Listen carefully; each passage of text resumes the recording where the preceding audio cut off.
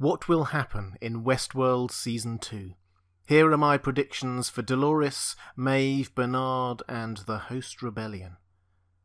Hi everyone, this is Robert. Welcome to Deep Geek.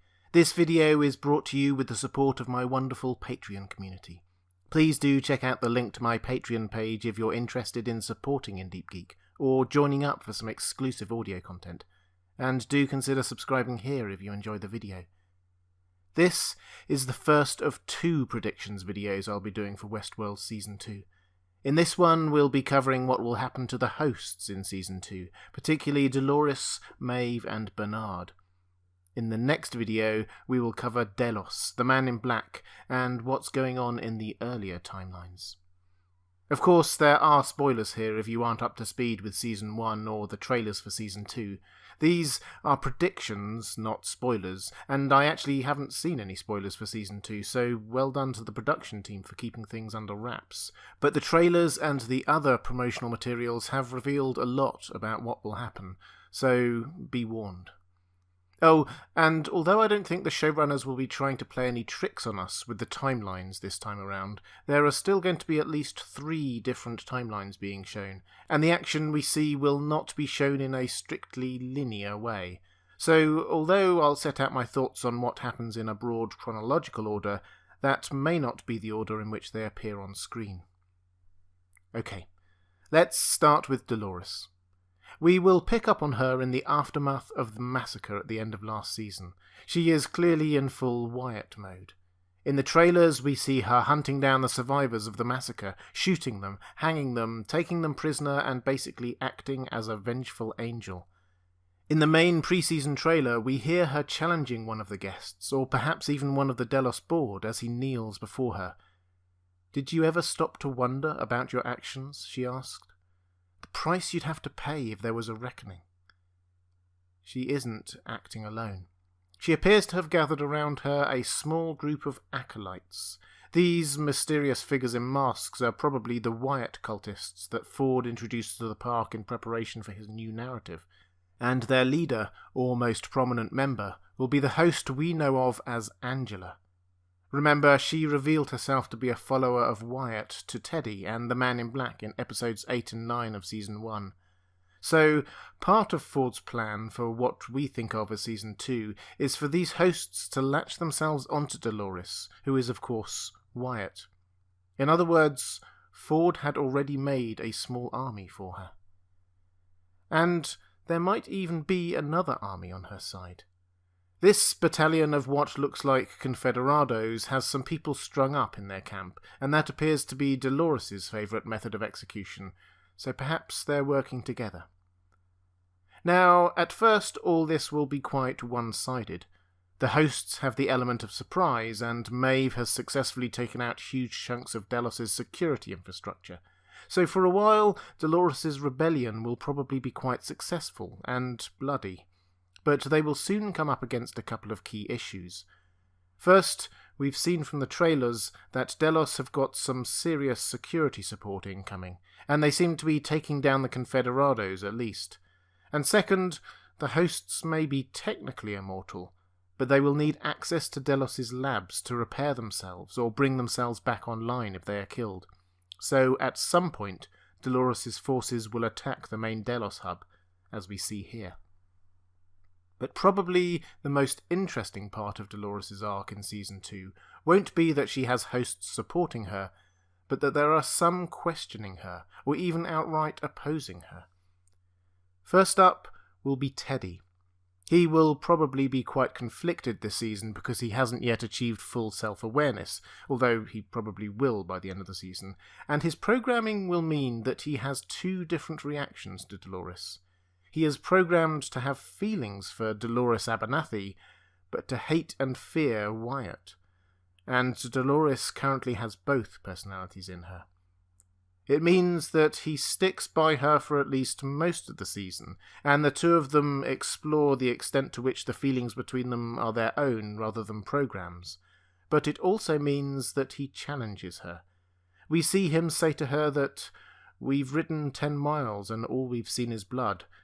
Is this really what you want?" Another host who challenges her is Maeve.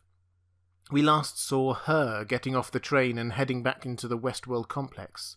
This was the moment where she broke free from her programming, and her drive then and going into Season 2 seems to have been to find her daughter. This, however, will not be as straightforward as she might have thought. Felix gave her coordinates for finding her daughter, but she will still need a guide, which is where Lee Sizemore comes in, who she probably just bumps into because he was down in the Mesa Hub on his abortive mission to upload a personality into Peter Abernathy. But ironically, he just confuses the situation more. He will point out that the host who was her daughter now has another personality and set of memories inside her, and it's possible that the character of her daughter is now downloaded into another host. Who is she actually searching for? And will they even recognise her when they see her? As I said, it won't be straightforward. Anyway, a little difficulty won't stop Maeve. She finds Hector and patches him up in Delos' facilities and goes back above ground. In particular, she will visit Shogun World with Hector.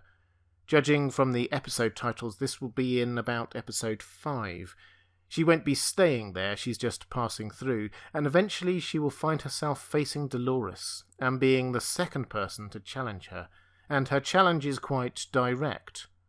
Revenge? It's just a different prayer at their altar, darling. In other words, you're still letting the humans rule your life and dictate who you are. Stop fixating on revenge. And let's not forget, a challenge from Maeve is backed up by the fact that she is the most powerful host out there. She can make other hosts do what she tells them. This circular firing squad all collapses at the same time and is surely Maeve showing what she can do. Maeve has the power to cause immense damage and destruction, and she surely will ruffle quite a few feathers this season, but hers is not a path of vengeance.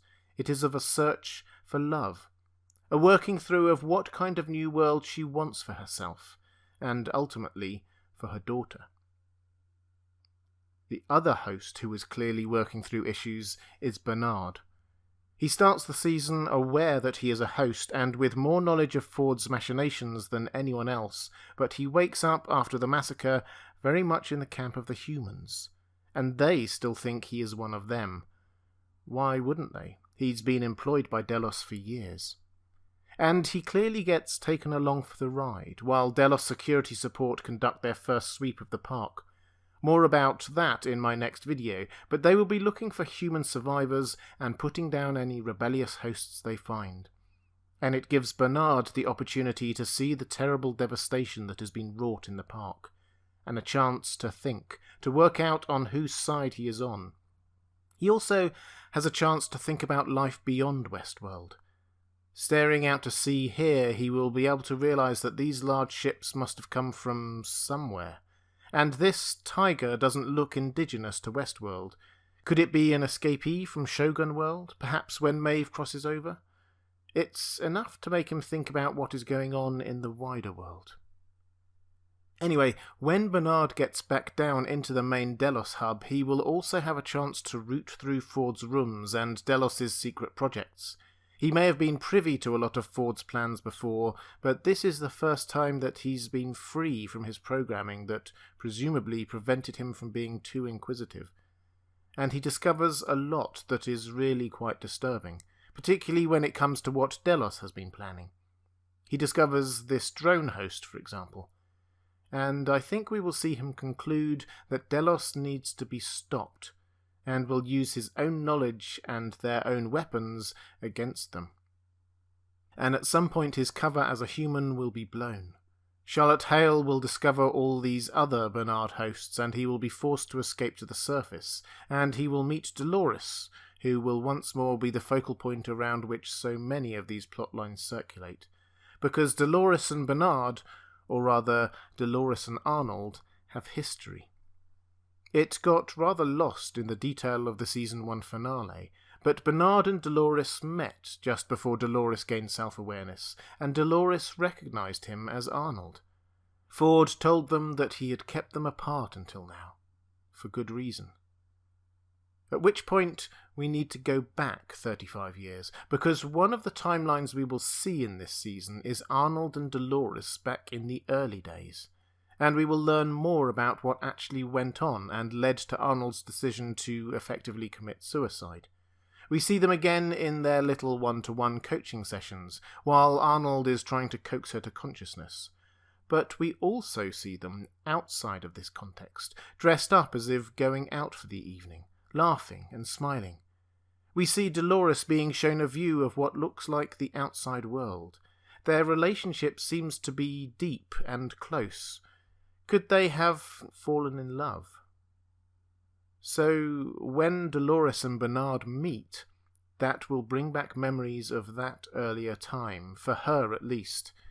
When we see them together in the trailer, they are close, and when she talks to him, it is to say that there is beauty in what we are. This is clearly the same kind of language she used as Dolores Abernathy, not Wyatt. Could this be a hint that her storyline this season is a slow movement away from violence, triggered by memories of her time with Arnold, a relationship with a human? Could these memories make her realize that not all humans are evil, and that there is another way forward? And could Bernard's journey be one in the opposite direction, from quiet contemplation to violent action? So when they meet, it is Dolores trying to convince him of beauty and life, not the other way around. However it pans out, I think we will see the two timelines here unfold so that by the season finale, we will know the extent of Arnold and Dolores' relationship in the earlier timeline and see the impact of that in the current timeline. But what about the other hosts we got to know in Season 1? The Ghost Nation are Ford's main tool for achieving his objectives in the park. So we will see them in the past rescuing Logan after his rather exposed horse ride, and in the present working to deliver on Ford's plan for after his death, because he did have a plan.